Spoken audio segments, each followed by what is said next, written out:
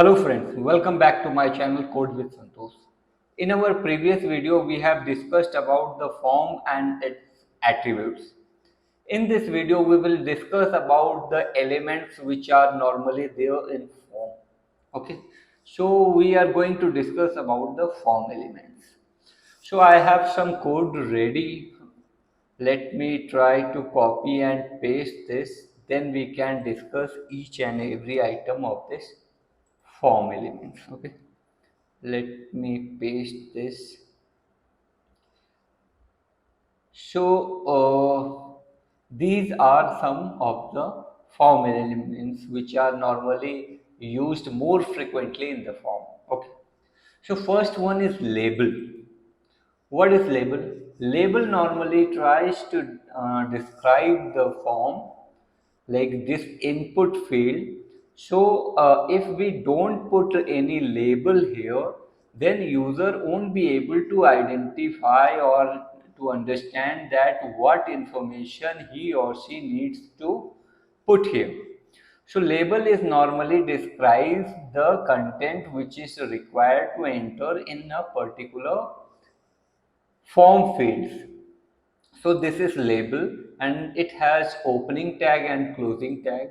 One more thing we can see here, that is for. So let me tell you that why do we need for.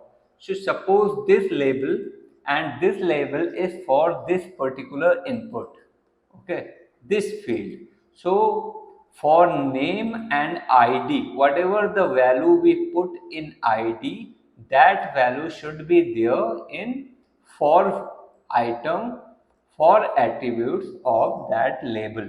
Okay, so label is normally describes that what kind of input field and what information we should put there. So that's why this label is there. Input input field. So input field is normally a field where we enter some sort of information. Okay, it can be anything like any text, like phone number, it can be email id, it can be name or any other data. So input has certain attributes like type. So we have a separate video for input type, and we will discuss that in our coming video after this one. So I am not getting much in this type attributes for the moment, and we will discuss this type in later in our video, in our third video of form. So for the second attribute is id. So I have told you that id should be same as for attributes of label, and it can be also used for javascript related any kind of validation or anything else is there, then we can use that there as well. We can also assign some specific class, or sorry, some specific css attributes to this id, but for that we can use class, because that information can be used multiple places. So we can add css things using class. We have not used class here, but let me try to write here. So I will add just a common class name so that it can be used for all the input elements. Okay, so this is input type, and one more thing you can notice here, that there is no closing tag for input. Okay, so whatever value we will give here, that value can be processed further after the submit button is pressed. So this is about the input type. Our third item is select. Select is like a drop down where you can select any value. Okay. So select has also opening and closing tag, and whatever the options are there, those options are always kept in select tag. Okay, you cannot use these options out of the select tag. It will be always there within select tag. Okay, so in select we can see we have id, and name is the one of the important field that must be there for input fields or for select or for text area, anything. Okay, based on this name field value, we can identify or get this value whatever the user enters or select. We can get those items in our PHP file using this name field. So name field will be always there. Okay, don't forget, if we try to just input or try to create some fields without name, that is not right. Okay, so this is about this thing, and you can also add here id, class, etc. based on your requirement. Okay, one more thing I just want to add here, as we are in select field. So select is normally give you the options to add or select any of these options. Okay, so suppose you want to select multiple options, then you can write here multiple. So now after writing this multiple, the user will be able to select multiple fields. Okay. But if we remove this multiple, then user can select only one field from these options. Next, let's move into the option part. So option is also a tag which is you can see that this has also opening and closing tag, and whatever the content we give here, that will be shown to user. And one more thing I missed here, let me add this. So whatever value we select, this will be here, so it should be same. Okay, or it can be different, but whatever thing we select, this value will get there in PHP file by this name. If I select this, I get this name excuse me, then this whatever the value is selected by user, this item will get there in PHP file. Okay, you can write anything here, but you can write like age between 18 to 20 and put this value 18 to 20, then this value will go there in PHP file, and it further can be processed by inserting database or sending emails or anything else. Okay, so always put this value field there for this option. Otherwise, what user has selected, we won't be able to identify that. Let me put this field so that mostly users or developers try to keep the same value, but in your case, the scenario might be different, so you can code this according to your requirement. So one more attribute is there, like selected. Selected has no value. Okay, selected means it's a true. So once you put this selected, it means whenever the user comes to this form, this item, this option will be selected for him. He can select anything else, but this will remain selected once he comes to or once he visits this form. And later on he can select anything. If he doesn't select anything, then this value will be submitted once user clicks the submit button. Okay, so this is about option. And our next item is text area. So text area is also very important item of form. So text area is normally used when we try to put some big content in the sense like it can be like address which has 2 or 3 lines. It can be a message, or it can be any like paragraph kind of text, or multi-line text, or a text which has multiple strings content. Okay, so this is a kind of a field where user inputs more than a single word. So that's why this is text area, and it has also certain attributes. Name field I have also mentioned you earlier that it is a mandatory field. ID can be anything based on your requirement. Class, you can define it. Rows and calls are two new items we can see here. So what is rows and what is column? Rows tells the browser that there will be 5 rows in this text area. So according to those 5 rows, it will increase its height so that user can enter multiple lines here. And calls is also like a width, so it means the, like we have already discussed rows and columns in our previous video and table. So this is similar here as well. So it will be in width around 7 columns. Okay. So this is rows and columns. One more thing we can see here that this text area has opening tag and closing tag. So whatever value we will enter here, okay, so this will show to the user, but normally user enters value in form, okay. So whatever user enters there, we can get that value using this name field.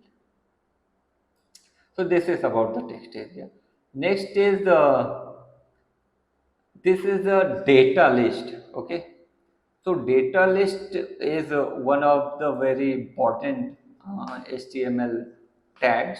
So it can like here you can see that there this is input where user enters some value, and this is select. Okay, where user selects some value, user cannot enter any value. Okay, user can select only these provided 4 options. Among them, user can select anything. Here, user needs to enter certain data. But for this data list, there is input is also there, and data list option, you can see that this option is also there. It means this is the combination of this input and select. So here in data list, user can enter as well as he can select the any of the options. So I will show this thing and describe it a little bit more in when we run this page in browser. And it has also label, and you can see that for and this ID is same, and this ID and this ID is also same. Okay. And here list, you can see the browser is there, so that it tells that these should be the options of this input type. Okay, input list. So I will discuss it a little bit more because it is little bit complicated than the any other field here. So we will discuss it a little bit more when we run it on a browser and see how it behaves. Our next item is field set. Field set is like in above parts, you can see that we have kept a label, name, and then certain value, and we have kept select for this. Here we can say, yeah, field set is normally used to group multiple form elements together. Okay, suppose personal information. In personal information, there are multiple things like phone number, email, landline. So all these things are we are grouping together into field set. So field set tells us that this is the group element in which there are multiple sub elements. Okay. So here we can see, and when you are using a field set, this is legend. Legend is a kind of, you can consider it as a heading for this section, for this group. So for this group, this is the heading, and label we have already discussed earlier, and this is same as input type. Here only tail is there, so we will discuss these things in our upcoming video. So I'm not going there for the time being. And name field, you I have also mentioned that this is mandatory field. So name is there. So same way email and email input is there, landline and landline input is there, and field set also has a closing tag just like any other tag. Okay. So our last item is button. So button is normally very useful and it always comes in the bottom section of the part where you closing the form. Okay. So once user enters every field, then he presses this button. Okay, and once this button is pressed, we normally try to, if there is any validation required, like you want to validate name field or address or email address, phone number, etc. If you want to validate that, then you can validate those items in JavaScript. Else, whenever the button is pressed, the form gets submitted and it passes all the data to the PHP file. Then further PHP file can do based on its application's requirement, website's requirement, like it can send data to using email, or it can store in database, or it can store in file, whatever it wants to do, it can do with the provided data. Okay. So let me save this page and run on the browser so that I can show you how these fields behave. So normally now you can see that there is no field. Let me refresh. You can see that this form fields are visible here.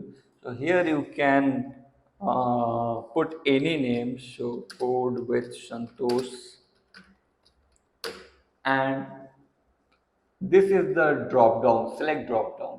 So you can see that, as I discussed there, that 18 to 20 years is selected. So you can see that this item is already selected, and you can select any other item here. This is a select, and this is a text area. So you can see the uh, sorry, the you can enter multiple things here. Okay, this is the text area and this is the data list. So I have mentioned that we will discuss that furthermore in our when we render this page into browser. So this is your data list. One of the advantage of data list is that you can click and you can see all these options are there. But suppose there are you can enter, suppose there are, let me change something so that I can, so there are Safari 2, there is Safari and Safari 2. Let me save this and refresh this. So once you come here, you can see all the drop down options are here. But suppose if you want to enter S, then it searches, and based on the character which is starting from S, it shows only two options now. So this is very useful if you have, suppose there is a list of 100 items and you cannot search everything, you cannot just try and select anything, because you have to check everything there, like all those 100 options to select a particular option. But in this data list format, suppose you know the name of the item you are searching, then once you start excuse me, start entering the value, it will start showing you the options which are available based on. Okay, now because SA and based on these items there is no option there, so now it is not showing any option. You can enter any field or you can select any of these items, so it is very useful. Okay, so next item is our field set. So you can see that in field set these information we kept combined together in a group. Okay, here in field set, and legend is there. So this is behaving just like a heading for this three items, okay, group of some HTML elements. So this is behaving just like a heading. Here you can enter any field, okay, and once you click on submit, the form gets submitted to that PHP file which we have kept in action. Here it gives all these values whichever user has entered, it will go to that PHP file. So that's all for this video, form elements. We will discuss more about the form things in our next video. So that's all for this. Thank you very much. Before moving forward, if you like this video, please like, share and subscribe my channel. It will give me a huge motivation to create such videos. Thanks for watching. I will meet you again in our next chapter. Bye bye.